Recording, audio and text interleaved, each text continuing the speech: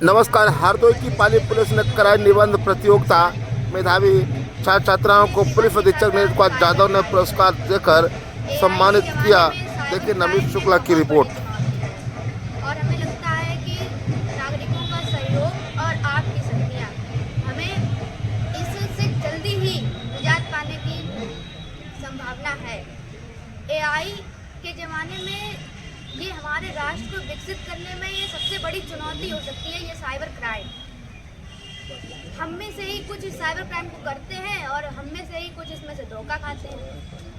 और सर की इस मुहिम के तहत जब हमने इस निबंध को लिखा तो हमें लगा कि जितना हम सुनकर नहीं जान सकते हैं उतना हम पढ़कर और उससे ज़्यादा लिखकर जान सकते हैं। हमने बहुत बार सुना साइबर क्राइम क्या है, साइबर क्राइम किसके लिए है, क्या है, कि क्या बचाव सकते हैं, पर हमने जब लिखा तब जाना कि ये साइबर क्राइम क्या है।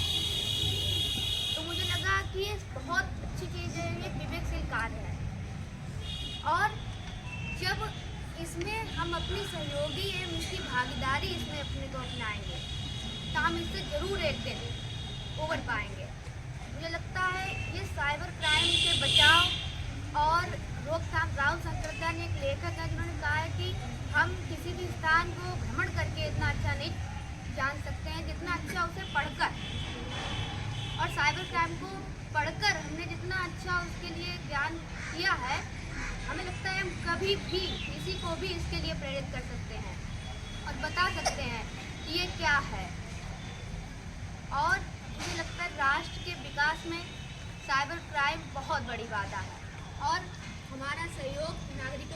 थाने में रहता हूँ। अक्सर मैं कोशिश करता हूँ कि साल के अंत में जब बच्चों की छुट्टियाँ हो रही होती हैं तो 14 नवंबर से 14 दिसंबर तक ये ओपन एसे राइटिंग कंपटीशन मैं आयोजित कराता हूँ ताकि उस खाली टाइम में बच्चे ज़्यादा से ज़्यादा पढ़ सकें, अपने आसपास समाज के बारे में जान सकें, जो व्यवस्था उनको संचालित कर रही है उसके बारे में वो पढ़ सकें। और जब भी वो पढ़ लिख के आगे बढ़ें, जब उनको मौका मिले कि व्यवस्था उनके हाथ में हो, तब वो अपने आइडिया, अपने विचार को लागू करने का भरसक प्रयास करें।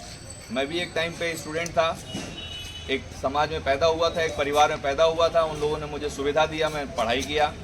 तो मैंने अपने जीवन में एक लक्ष्य रखा कि जो भी मैं पढ़ रहा हूँ, जब भी मुझे मौका मिलेगा तो ज़रूर मैं उस चीज़ को अपने आसपास लोगों को उसको बांटूंगा, लोगों के साथ शेयर करूंगा, ताकि जैसा समाज मुझे मिला है उससे मैं अच्छे समाज का निर्माण कर सकूं।